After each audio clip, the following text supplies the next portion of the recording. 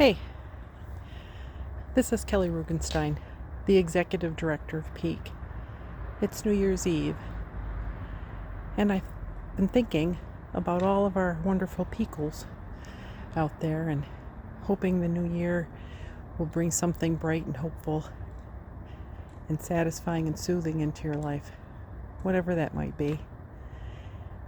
It's getting to be almost sundown, and I thought it would be a nice time to sort of have a little meditation or reflection on our year. You can see the sun getting ready to go down below the low clouds. I'll take you around a quick little tour of my garden that's resting. Starting at the bottom of my porch stairs, my lovely lady invites me to join her out here on New Year's Eve. So let's do that. So take a quick tour of the garden. You can see everything's bedded down for the winter. Mulch, wood chips around the plants. Many of the plants are totally invisible. They're underground, sleeping, holding tight for the night, our long night, much longer than ours in this cold weather. And we'll go over to this other side of the garden. You can see here that I have more of them sleeping. I've got a beautiful rose plant right here that's just not ready to give up at all. Has not yet given up its leaves, and there is, in fact, if you look very, very closely, a bud. A rosebud. On New Year's Eve in New York State. Upstate. My hostas are fast asleep, and I'm sure the deer are anxiously awaiting them to come up in the spring so they can munch them. But that's not going to happen. So my ivy's still beautiful, and they will be until the coldest part of winter in February, when they go dormant and really don't look attractive at all. And here are some more perennials. These are really hardy perennials that I left out right until the frost got them, because I was able to enjoy them for that long. And it wasn't even the frost that got them. Frost would get everything else, but these that are here, you can see this one here, and then there's some more right here. They're calendula, and they'll last through all the frosts until there's a hard freeze. So I leave them so I can enjoy them as long as possible. Coming to the edge of my garden, and here is my vegetable garden. Just put it in, started it last year with just 2 or 3 beds, because that's what I had.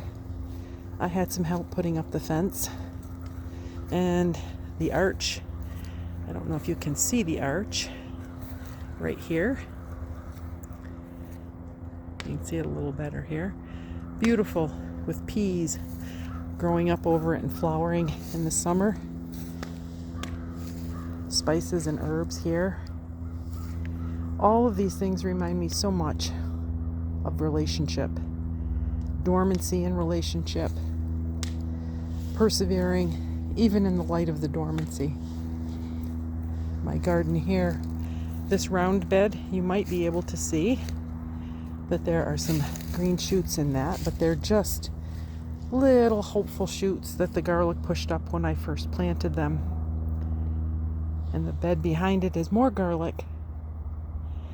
And as I'm planting these and thinking about them, I think so much of our own relationships, where I throw the leaves on top, and the garlic just trusts that I've planted them deep enough, and I'm going to keep them warm enough over the winter. And I say I've done the best I can, and hope that in fact I have done everything that will let them come up. Much like our relationship with children. Taking assurance that we did all we could, all we knew how, to the very best of our ability. And it's in someone else's hands at this point.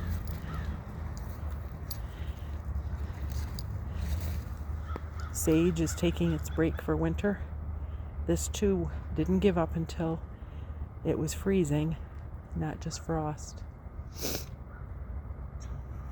And so we come over here as the day is getting a little bit darker and see the fire,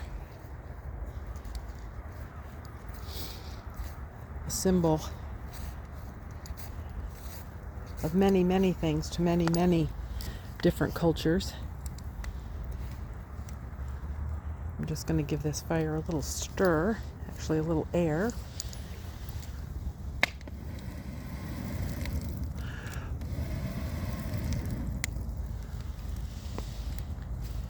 It's looking beautiful tonight.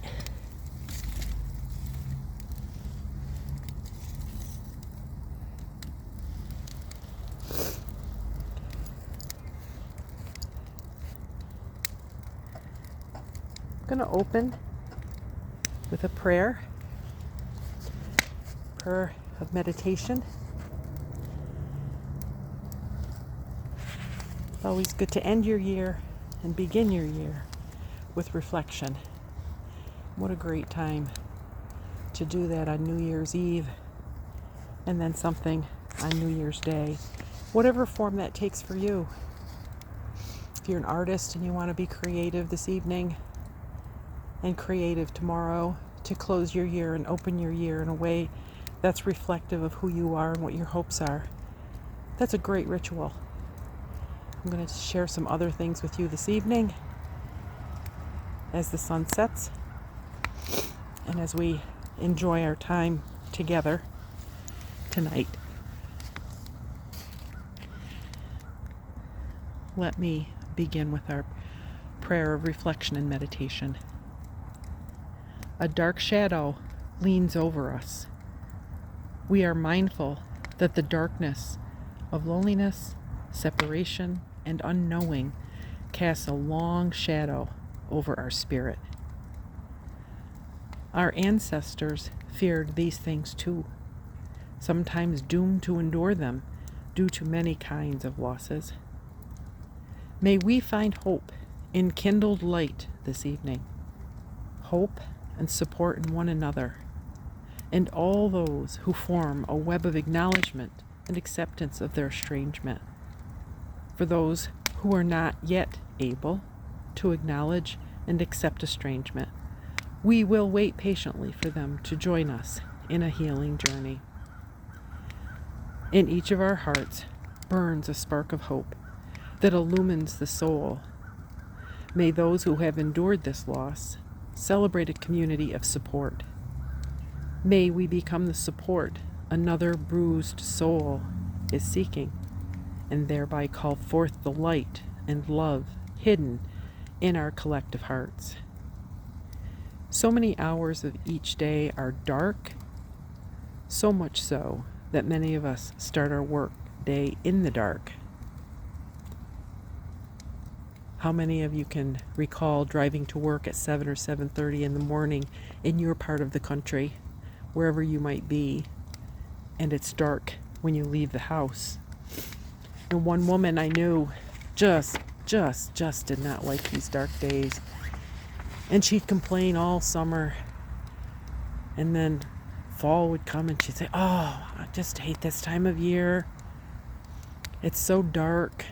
It's just dark longer and longer every day." And I would say to her on the solstice, "Guess what? The days are getting longer now." And instead of rejoicing, the answer I would get is, "Yeah, but they're going to get short again." And so our point of view and our perspective can make a big difference in how we experience this. Many probably can relate to this story from different life experiences. And there is truth to the concept of long days and slow change. Due to the winter solstice earlier this month, it's now been about 2 weeks, maybe almost 3. Here is how much time we have gained each day. So starting with the first day, and then each consecutive day after that, we have gained 3, then 8, then 12, then 16, 21, 25, 29, and 38 seconds each day. Mere seconds. Not even 1 full minute per day. That's just a bit more than 3 minutes in total over all this time. But each day, the change is a little bit larger than the one before. At this time of year, we here in the northern hemisphere are the furthest from the sun. It's cold, dark, and lonely for many. In addition to the typical feelings of many people around this darkness, estranged parents also experience all of these things, plus complex grief and loss, and the entry into another year of wondering and waiting. For many ancient cultures, the solstice was a time of celebration, as it marked the end of the shortening days and the beginning of longer days. No surprise, it was celebrated in many ways around the world, and most celebrations included fire.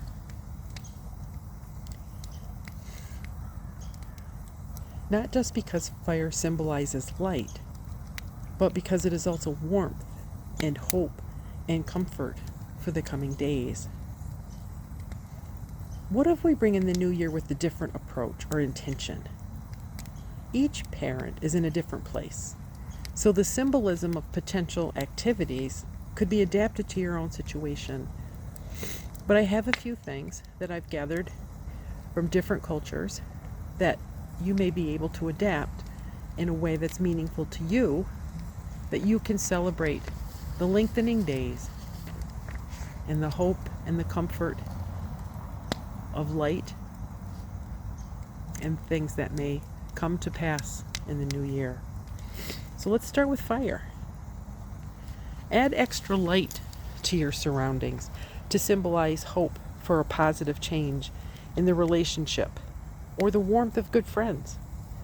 Light candles, have a fire if you have the means to do so, or use fairy lights as reminders of where you can draw comfort from. Maybe go for a walk in nature. Gather pine cones, evergreen boughs, and berry branches. Set them in a vase or a basket in a place that you might see frequently or hold some meaning for you. And let them symbolize that even in the darkest time, hope lays waiting. And we can celebrate that. Listen to classical music, calming tunes, drums, or ancient music. Become grounded in sounds that are soothing. Sometimes it's the sound of waves or the wind blowing. For some, it's the sound of a distant train whistle. Perhaps something that harkens to the idea of Yuletide and the Yule log. Write on paper things you'd like to leave behind, then toss the paper into the fire. Some people have small little fire pots in their home where they can do this ritually. What would you like to leave behind? Despair? Obsessive thinking? Negative thoughts? Perhaps isolation? So before I move on to the next thing, I think I'm just going to take a minute to see if we can liven this fire up just a little bit.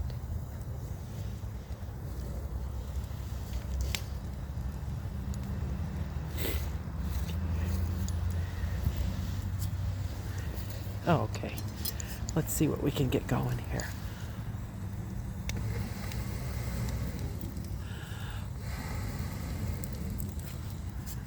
So as we think about how we can bring this fire to life, we add oxygen and stir it and do something a little bit different so that the flames will come up once more, nice and bright.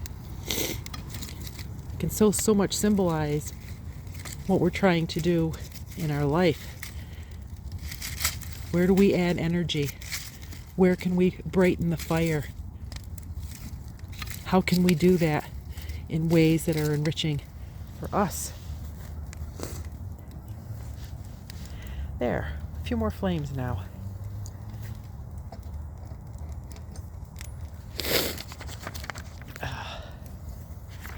So we left off thinking about maybe we could write on paper the things we'd like to leave behind. And the last thing I had suggested that maybe you would want to leave behind isolation. One of the first responses to estrangement is isolation. People want to separate themselves. There's shame and there's embarrassment associated with the child estranging you. Because in our culture, it's so believed that if this has happened, there must be something wrong with what the parents did. And there's a lot of writing and there's a lot of opinions out there about that. But if you've been in peak long, you've come to recognize that we don't accept that as the sole reason. We know there are times and there are parents out there who are very, very harmful to their children, and we don't expect anyone to stay in a place where it's dangerous. But that isn't the case for most of the people who are in peak. So maybe if we leave isolation behind, we could do that by having a celebration dinner with friends. Have candles on the table and things from nature as well that symbolize all the things we've already talked about. Trade stories about winters in the past that are funny or entertaining, or about that monster blizzard when you were a kid, missing school. And maybe toast to the lengthening days and a brighter new year. You could also review this past year. Write yourself a letter about the past year, but balance the glad and the sad and acknowledge both. List your accomplishments, big and small, or lessons learned. Did anything make you laugh in the past year? What warmed your heart? Perhaps a smile from a child, your pet's devotion to you, a mom and her baby in the mall. Look for those things as well. Set a positive intention for the new year. Stargaze with a warm cup of cocoa and a friend, even it's only for a few minutes.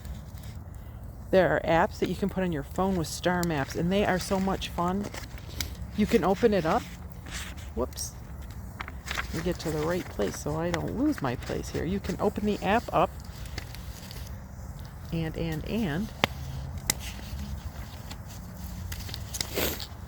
you can match it to the stars on a clear night, and it'll tell you what constellation you're looking at.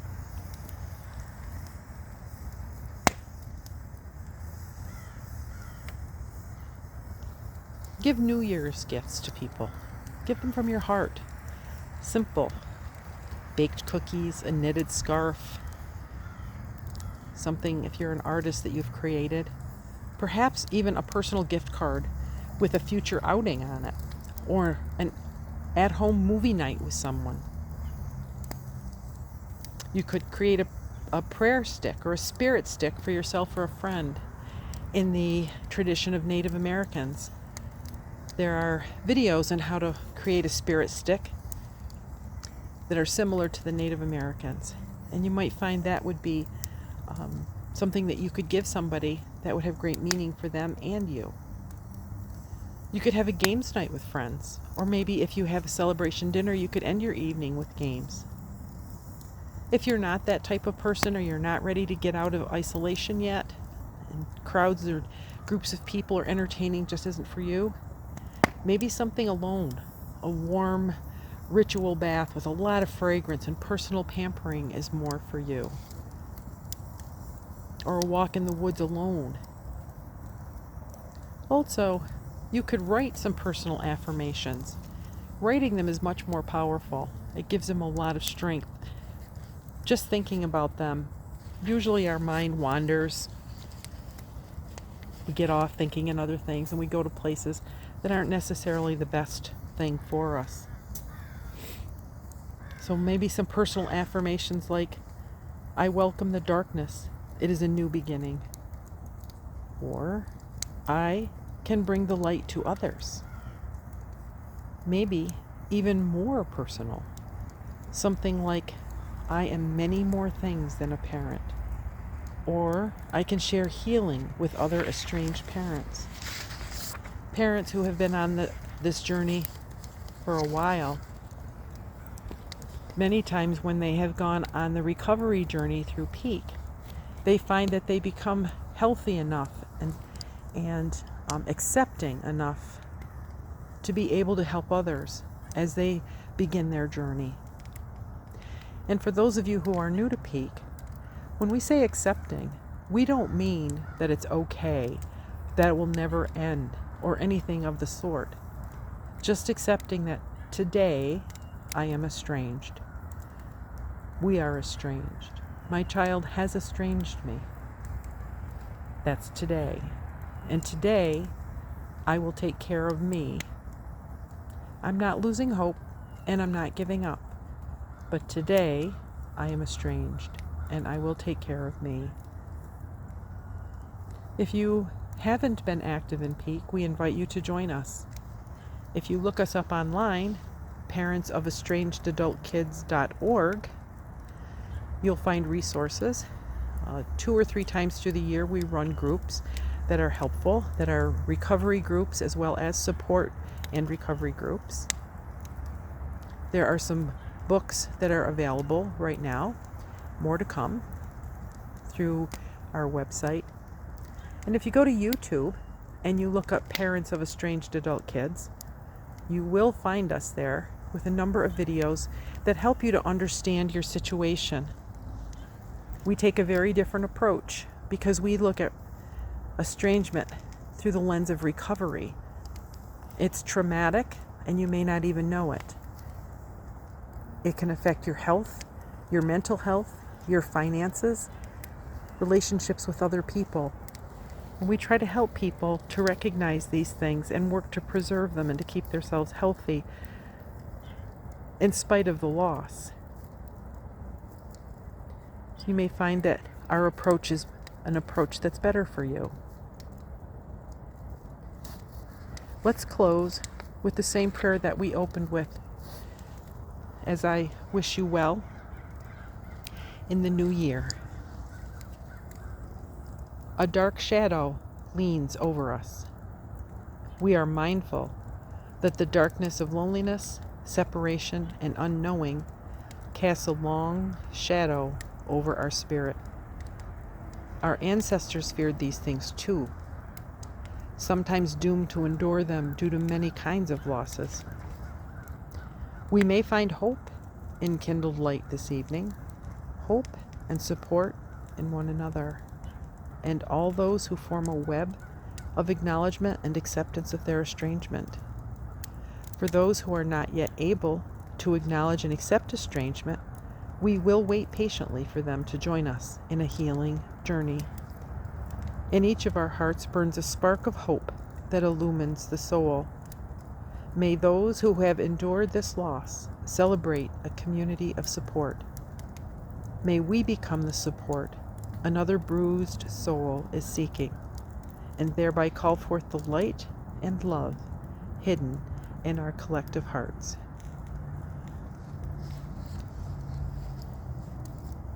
Thank you for spending the time with us this evening. Please feel free to return to this video at any time through the year, though, if you need encouragement. I will be out here a little bit longer in case you would like to enjoy the fire and maybe contemplate a little bit of what we presented this evening for you.